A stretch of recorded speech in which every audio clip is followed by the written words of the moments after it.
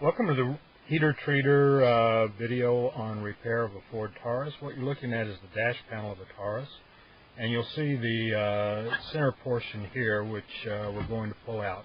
Note that it has two small holes on the side here. You can see a tool we made that's fit in over there. The system comes apart by inserting a U-shaped wire like this one into those two holes, and that will loosen the clips, and this part will just slide out. This has to be a fairly thick wire.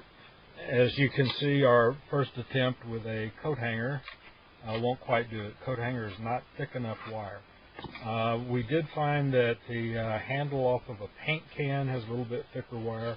You may be able to get it with that, but the first step we're going to do is to take out the center panel. Okay, once the center panel has been loosened, you've got these wire connectors coming into the back. They're not horribly difficult to pull loose, but there are some little tabs on those that need to be depressed and pull the wires off. And you do have a vacuum harness coming into it. You want to be careful not to harm any of those tubes or pull them out of the connectors here. You don't want any vacuum leaks when you're finished. Okay, once you remove the center console using the piece of wires, now all of this part will come loose. There are 4 screws that hold this in place. You can see the 4 screw holes here, and we're going to have to remove the panel underneath the steering wheel. There are 2 screws that hold that in place, and then you can see a push connection on the top of it. So remove these 2 bolts on the bottom and just pull it straight out.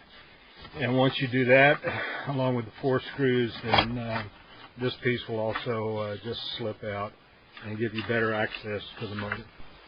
Once you've gotten the center console control removed, you now have the box open, and if you look into the back, you can see the actuator motor, and our next step is going to be to remove this motor. You can see the wire connection coming into it, and we'll take that motor off and inspect the axle. Okay, we've got the motor removed, and we can now see the axle that the blend door rides on. With a large screwdriver, we can turn that axle and kind of feel what the door is doing. On a lot of these, the little metal lever here, this is a very fragile component, so it's very common for this to break. On this one, it's in pretty good shape, and we can put a screwdriver into those holes, and you can turn and feel what that blend door is doing. On the particular one we're looking at now, that blend door feels pretty solid going up and pretty solid going down. So this may not be a good candidate for a blend door repair.